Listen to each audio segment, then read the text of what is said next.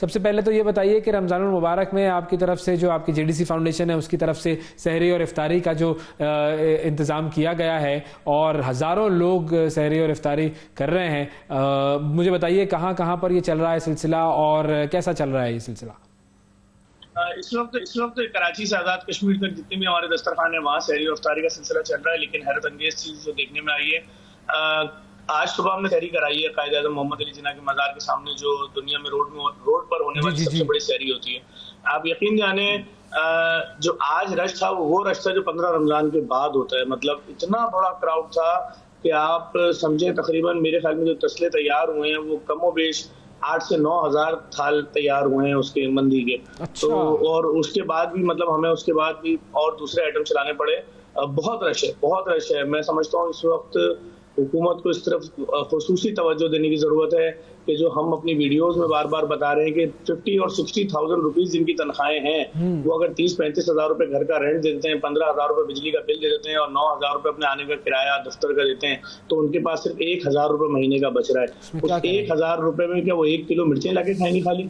अभी आप ही के चैनल पर आ रहा है शिमला मिर्च 900 रुपए किलो। तो अब उनके पास पैसे नहीं है। ये मैं 60 हज़ार रुपए वाले की बात कर रहा हूँ आपसे जिसकी तनख्वाह 60,000 रुपीज है। और लोगों के हालात क्या है, लोगों के मुझे नहीं मालूम कितने लाख खानदान ऐसे हैं जो शहरी में अपने बच्चों को उठाते ही नहीं होंगे कि अगर उठाएंगे तो उनको खाना खिलाना पड़ेगा, माजरत कर लेंगे बेटा आंख नहीं खुली सुबह हमारी भी। और अगर सुबह नहीं उठा रहे तो रात में क्या कर रहे होंगे, अफ्तार के लिए क्या कर रहे होंगे?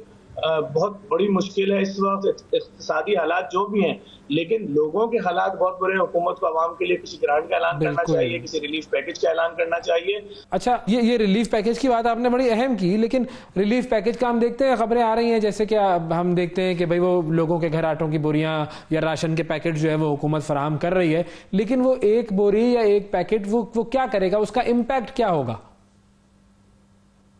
मैं जिस रिलीफ पैकेज की बात कर रहा हूँ वो रिलीफ पैकेज ये है कि भाई हुकूमत बोले जी हमने चीनी के ऊपर सब्सिडी दे दी है भाई 50 रुपए, आपको चीनी मिलेगी दुकान से 20 रुपए किलो, आपको आटा मिलेगा दुकान से 300 रुपए का 10 किलो। ये वाली सब्सिडी के अवाम को डायरेक्ट फायदा हो, अवाम किसी लाइन में ना लगे जाके, अवाम किसी को टोकन ना दे, अवाम किसी को अपने मसाइल पर्चे भी लिख के ना दे, अवाम को डायरेक्ट भाई उनको जाए दुकान पे उनको ये चीज इतने की मिलेगी जी हम आपको सब्सिडी इस तरह से दे रहे हैं, वो जो भी उनको देना है वो मिलों को डायरेक्ट दे, दुकान पे जो चीज बिकेगी इतने की बिकेगी। देखें हम भी जो फलों का शोर करते हैं ना कि जी हमने पिछले साल बाइकआउट किया रमजान में कि 5 दिन के लिए फलों का, वजह सीधी सी है भाई तुम मंडी से फल केला ले रहे हो 80 रुपए दर्जन, लेकिन तुम बेच रहे हो 650 रुपए दर्जन, क्यों? तो तुम हंस रहे हो, कह रहे हो रमजान आ गया ना इनका तो बाप भी खरीदेगा। ये क्या है, ये कौन सा तरीका है? अभी मैंने कल भी काफी मंडी और मार्केटों का विजिट किया है, आज भी हम करेंगे।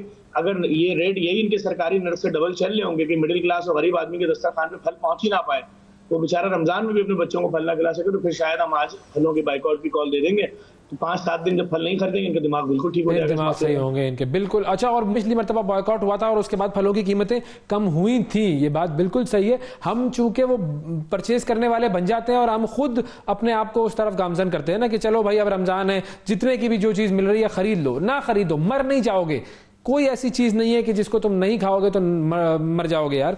थोड़ा सा अगर अपने ऊपर कंट्रोल कर लिया जाए, बॉयकॉट कर लिया जाए, सबके दिमाग दुरुस्त हो जाएंगे। अच्छा, अब मुझे एक और चीज़ ये भी बताएं, आपने कहा कि जी दस्तरखान पर आने वालों की तादाद बढ़ गई है और उतने लोग आ रहे हैं दस्तरखान पर जो कि 15-16 रमजान के बाद आते थे, तो क्या आपके जो डोनर्स हैं जो कि आपको इस पूरे काम में सपोर्ट करते हैं उनकी तादाद बढ़ी है? देखें, डोनर्स की तादाद कम हो रही है क्योंकि बड़े बड़े बिजनेसमैन जो है वो इस वक्त डिस्टर्ब हैं। हमारे साथ तो मसला ये है कि हमारे जितने भी प्रोजेक्ट्स हैं उनका माहाना एक्सपेंस ही करोड़ों रुपए, 10-10, 20-20 करोड़ रुपए। पूरी दुनिया में आपने किसी शहर में नहीं सुना होगा कि फ्री लैब खोल दी गई है।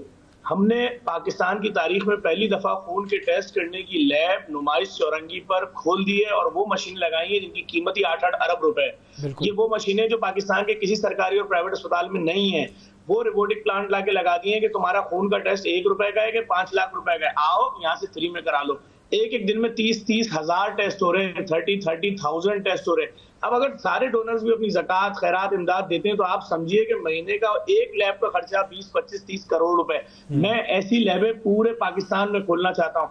आप देखें हमारा कौन सा ऐसा बंदा है पाकिस्तान में, मिडिल क्लास या लोअर मिडिल क्लास, जो अपने किसी बच्चे का या अपने किसी वालिदैन का जिसको कैंसर हो गया है या शुगर है या कोई भी बीमारी है, उसका 40, 50, 60 हजार रुपए का महीने में एक बार या 2 बार टेस्ट करा ले। बिल्कुल। अच्छा, उस टेस्ट की असल कीमत कितनी है भाई? HbA1c टेस्ट कराने हम गए, हाँ। मैं खुद गया, 4,500 रुपए का टेस्ट हुआ। उस टेस्ट की असल कीमत जब मैंने अरबों रुपए की मशीन के ऊपर निकलवाई, तनख्वाहें, पेट्रोल सब शामिल करके, तो निकली 17 रुपए। 17 रुपए? तो यार 17 रुपए का टेस्ट है, तुम उसके ऊपर 100 गुना प्रॉफिट ले लो, 34 रुपए ले लो। तुम 1000 गुना प्रॉफिट ले लो, 170 रुपए ले लो। तुम 10,000 गुना प्रॉफिट ले लो, 1700 रुपए ले लो भाई। तुम 20,000 गुना प्रॉफिट ले लो, 3400 रुपए ले लो। तुम 30,000, तो पता चला एक एक टेस्ट में 35,000 गुना प्रॉफिट लिया जा रहा है। यही वजह है, जब हम किसी लैब को देखते हैं तो ऐसा लगता है किसी सुनार की दुकान है, खूबसूरत बनी हुई है, सर पीट सकते हैं अपना खाली। सही कह रहे हैं आप। ये लोग जो कि वो टेस्ट के 4,500 रुपए ले रहे हैं, उनकी तो फिर दुकानें ऐसे ही चमकेंगी। अच्छा, अब एक और चीज है, देखें, मैं इसको इस दूसरे एंगल से देखूं कि ये जो लोग हजारों रुपए के टेस्ट करने के जो इदारे जिन्होंने खोले हुए हैं, 17 रुपए का टेस्ट 4,500 रुपए में करा रहे हैं, ये भी तो नाजायज मुनाफाखोरी कर रहे हैं, और ये हमारी कौम के ही लोग हैं, तो हम तो मजमूई तौर पर एक जिल्लत का शिकार हैं। जब आप कहीं सबको बोल देंगे ना, आप लोग आज के आजाद हैं, आप आजाद है, कोई आपसे पूछेगा ही नहीं, हाँ, जो दिल चाहे कर लो, तो फिर यही होता है। देखिए, आवाम तो बेचारी पिसी हुई है। एक बेचारा आदमी, मैं अपनी बात करता हूँ, मैं अपने वालिद को डॉक्टर के पास लेके जाऊँ, डॉक्टर बोले अच्छा जी आपके वालिद साहब को ये मसला हो रहा है, ये 35 टेस्ट करा लें जरा।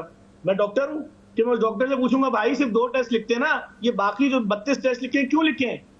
अच्छा चलो तुमने 35 टेस्ट लिख दिए। अब मैं लैब जाऊंगा, मुझे अपने बाप की जिंदगी अजीज है, मैं लैब में जाऊंगा, मुझसे बोलेगा लाएं जी 65,000 रुपए ने, फिर मैं घर आऊंगा भागा भागा, बीवी के बुंदे बेचूंगा, ये करूंगा वो करूंगा, रिक्वेस्ट करूंगा, मेरे बाप की जिंदगी का मसला है, या बेटी की चेन बेचूंगा, या कर्जा लेने निकलूंगा मोहल्ले में। किसके पास 65,000 रुपए होते हैं? बिल्कुल, नाम बताएं उसका। सही। तो बात ये, हम ये जो आज मैंने गली गली फ्री डायलिसिस सेंटर कराची में खोल दिए, सियालकोट में खोल दिया है, फैसलाबाद में ट्रांसप्लांट सेंटर खुल रहा है, वहां गुर्दे के ट्रांसप्लांट फ्री में होंगे। कराची के जिस चौरंगी में जाएं, सरजानी चले जाएं, 5 स्टार चले जाएं, समनाबाद चले जाएं, लियाकताबाद चले जाएं, गुलशन चले जाएं, मलिर काला बोर्ड चले जाएं, लियारी चले जाएं, सोलियर बाजार चले जाएं, फ्री डायलिसिस सेंटर खोल दिए। बिल्कुल। क्यों? एक मरीज महीने का 2.5 लाख कहां से लाएगा? साल के 30 लाख रुपए कहां से लाएगा? 10 साल जी गया तो 3.5 करोड़ कहां से लाएगा? तो भाई हम तो ये सब काम कर रहे हैं, आप सोचें तो हमें कितना पैसा चाहिए। बिल्कुल बिल्कुल, ये जाहिर है जो आपने बात की कि आप लोगों को एक इदारा चलाने के लिए और इतने बड़े प्रोजेक्ट चलाने के लिए पैसा चाहिए होता है, और पाकिस्तानी कौम जाहिर है सपोर्ट करती है। किस तरह राब्ता कर सकते हैं आपसे, ये भी जरूर बताइएगा। सर हमारा राब्ता बहुत आसान है। हमारा फोन नंबर है 021363411059, या www.jdcwelfare.org पे चले जाएं, या फेसबुक पे JDC फाउंडेशन के पेज पे आ जाएं, या किसी भी सर्विस पे चले जाएं। हम अमेरिका में रजिस्टर्ड हैं, हमारे पास 501c3 मौजूद है, हम यूके में चैरिटी रजिस्टर्ड है, पाकिस्तान के तमाम बैंकों में अकाउंट है। आपकी ज़कात, खैरात, इमदाद और माहाना डोनेशन आई है। आज हमने दुनिया की सबसे बड़ी मॉर्चरी बना दी है। किसी को भी इंतकाल के बाद अपने मरहूम को किसी हॉल में रखने की जरूरत नहीं है कि जाओ इस हॉल में 300 में से अपनी मैयत ढूंढ लो, या 200 में से अपनी मैयत ढूंढ लो, जिना में या किसी भी जगह पे आप चले जाएं। मॉर्चरी चाहिए थी जहां 1000 मैयतें रखने के बॉक्सेस हो, कोई खौफ नहीं हो, कोई वहशत नहीं हो। ना मैयत रखने का पैसा है, ना गुस्ल का पैसा है, ना कफन का पैसा है, ना मैयत बस का पैसा है, ना कब्रिस्तान का पैसा है, ना दूसरे शहर ले जाने के लिए जो कोफिन बॉक्स बनेगा उसका पैसा है। हमने शहर में O लेवल स्कूल बना दिया, पाकिस्तान में पहली बार